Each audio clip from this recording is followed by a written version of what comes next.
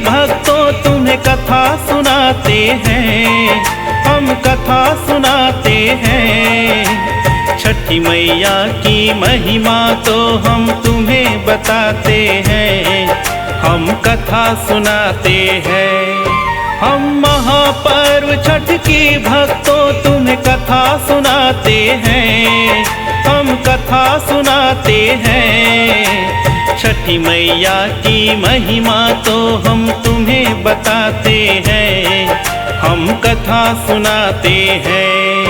छठी मैया का वरदान जो पाता है वो धन्यवान, छठी मैया का वरदान जो पाता है वो धन्यवान।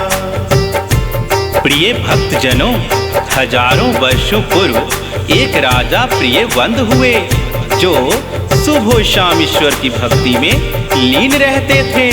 एक कन्या थी जिसका नाम मालिनी था। उसी कन्या से राजा प्रियवंद का विवाह संपन्न हुआ। राजा के वैवाहिक जीवन में कोई कष्ट नहीं था। दिन प्रतिदिन बीतते गए। कई वर्षों तक मालिनी को कोई संतान नहीं हो रहा था। तब महाराज प्रियवंद बड़ी चिंता में पड़ गए।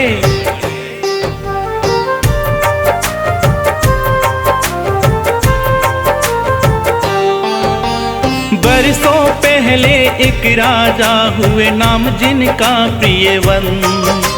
सुबह शाम वो करते थे देवताओं का वंदन। मालिनी नाम की एक कन्या से उनका हुआ है विवाह। अपनी पत्नी के संग खुशी से कर रहे वो निर्वाह। राजा को किसी वस्तु की भक्तों कोई कमी न थी। एक ही चिंता पति पत्नी को बड़ी सता रही थी। कई बरसों तक राजा को ना हो पाया संतान। इसी कारण वो रहते थे कुछ ज्यादा ही परेशान। इसके आगे की कथा हम तुम्हें बताते हैं, हम कथा सुनाते हैं।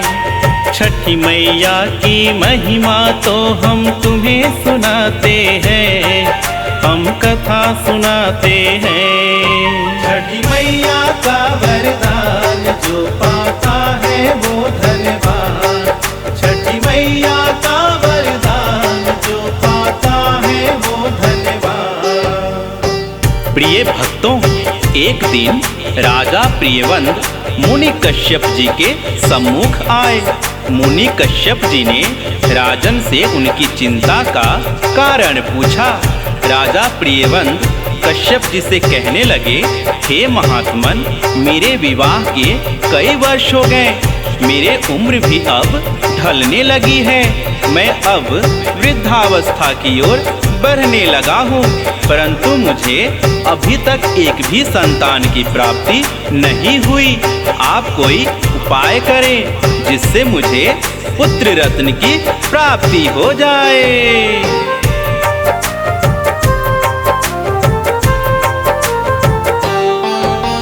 प्रियवंद एक दिन आते हैं मुनि कश्यप के पास। पुत्र रत्न की प्राप्ति होगी मन में लेके आस। कश्यप जी प्रियवंद से पूछते हैं आने का कारण। जानना चाहते हैं वो राजा के चिंता का ही कारण। प्रियवंद ने कश्यप जी से सारी व्यथा सुनाई। अपने जीवन में घटित उन्होंने वृतांत बताई। बोले, मेरे विवाह के बीत गए हैं वर्ष कई, पर अभी तक मुझको मुनिवर कोई संतान नहीं। पुत्र प्राप्ति के कोई उपाय वो जानना चाहते हैं, हम कथा सुनाते हैं। छठी मैया की महिमा तो हम तुम्हें बताते हैं, हम कथा सुनाते हैं। छठी मैया का वरदान जो पाता है वो धनवान। छठी मैया का वरदान जो पाता है वो धनवान। प्रिय भक्तजनों, मुनि कश्यप जी ने राजा प्रियवंत से कहा, हे राजन, आप एक महायज्ञ का अनुष्ठान करें और ब्राह्मण को कुछ धन धान्य और गौ का दान करें, गरीबों को भोजन कराएं। महायज्ञ के अनुष्ठान से सारे पाप, ताप और संताप दूर हो जाते हैं तथा मनवांछित फल की प्राप्ति भी होती है। मुनि की बातों पर राजा प्रियवंत ने दूर दूर से ऋषियों, मुनियों और ब्राह्मणों को बुलाया और यज्ञ का अनुष्ठान किया।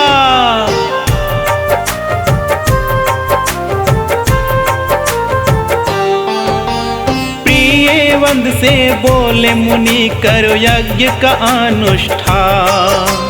यज्ञ करने से होगा राजन तेरा तो कल्याण। गरीब बेसहारा को तुम तो भोजन करवाना। ब्राह्मण को हे राजन कुछ तो दान दिलवाना।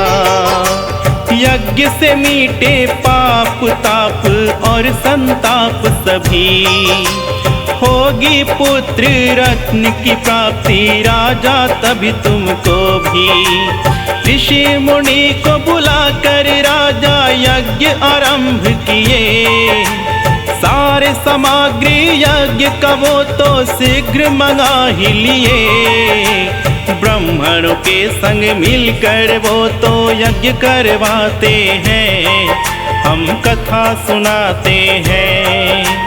छठी मैया की महिमा तो हम तुम्हें बताते हैं। हम कथा सुनाते हैं।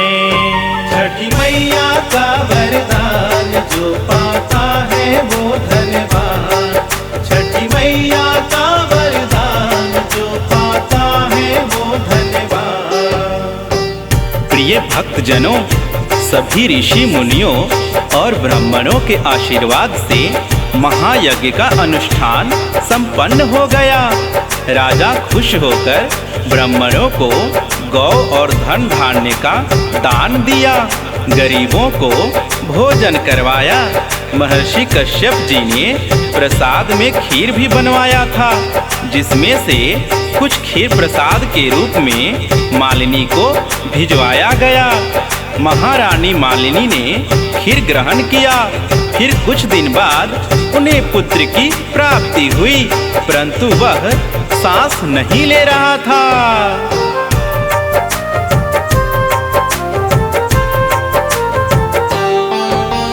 ऋषियों मुनियों के वरदान से यज्ञ हुआ संपन्न।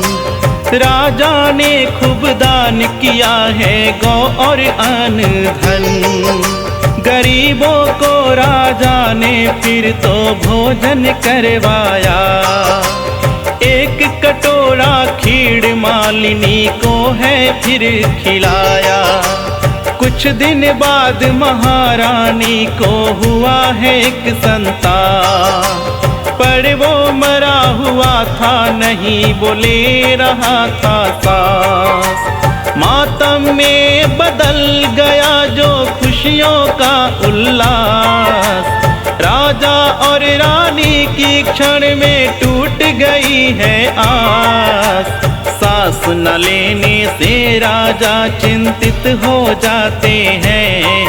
हम कथा सुनाते हैं। छठी मैया की महिमा तो हम तुम्हें बताते हैं। हम कथा सुनाते हैं। छठी मैया का वरदान जो पाता है वो धनवान। छठी मैया का वरदान जो पाता है वो धनवान। प्रिय भक्तों, मरे हुए पुत्र को पाकर राजा बहुत चिंतित थे। तभी उन्हें विद्वानों ने समझाया कि हे राजन, होनी तो प्रबल है, इसे कोई टाल नहीं सकता। तुम इसका शोक ना करो और अपने मृत पुत्र को शमशान ले जाओ और दफना दो। राजा अपने पुत्र को लेकर शमशान जाते हैं, परंतु वो अत्यंत असहाय अवस्था में थे और उन्हें पुत्र मोह के मायाजाल ने घेर रखा था और वो पुत्र वियोग में अपना प्राण त्याग देना चाहते थे। जैसे ही उन्होंने म्यान से तलवार निकाला, उन्हें अचानक देवसेना के दर्शन हो गए।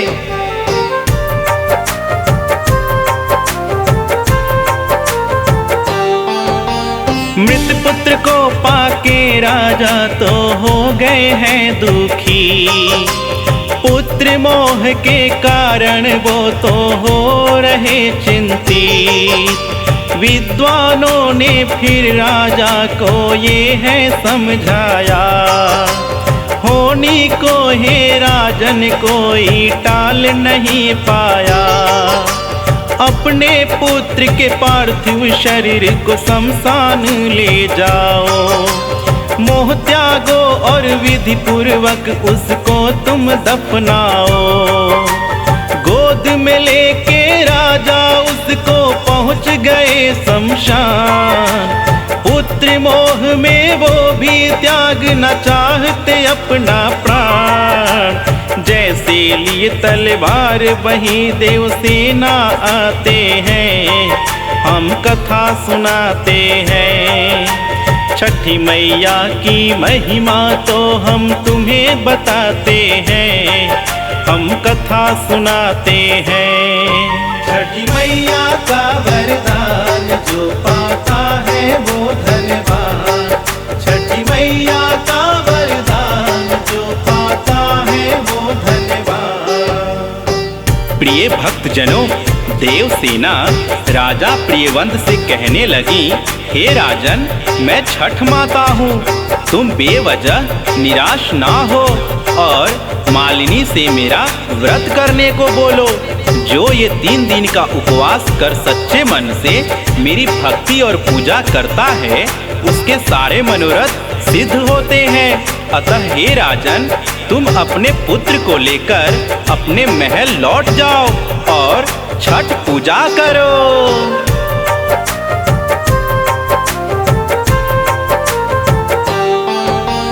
देवसेना ने राजा प्रियवंत से है ये कहा, हे राजन, मैं तो हूँ स्वयं ही छठ माता, बिना कारण ही तुम तो हो रहे हो निराश।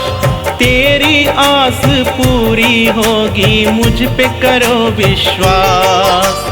मालिनी से जाकर कहो वो करे मेरा पूजन, सारे मनोरथ पूरे होंगे जैसे हो व्रत संपन्न। 3 दिन जो निश्चल भाव से व्रत करे जो मेरा, उसके घर से सदा के लिए दूर हो जाए अंधेरा। अपने पुत्र को ले राजा तो घर आ जाते हैं, हम कथा सुनाते हैं। छठी मैया की महिमा तो हम तुम्हें बताते हैं, हम कथा सुनाते हैं। छठी मैया का वरदान जो पाता है वो धनवान, छठी मैया का वरदान जो पाता है वो धनवान। प्रिय भक्तों, राजा प्रियवंत अपने महल की साफ सफाई कर सच्चे मन से छठी मैया की पूजा दोनों पति पत्नी करते हैं। छठी मैया की ऐसी असीम कृपा होती है, उनके पुत्र स्वतः ठीक हो जाते हैं और सांस लेने लगते हैं। तो एक बार बोलिए भक्तों, छठी मैया की जय।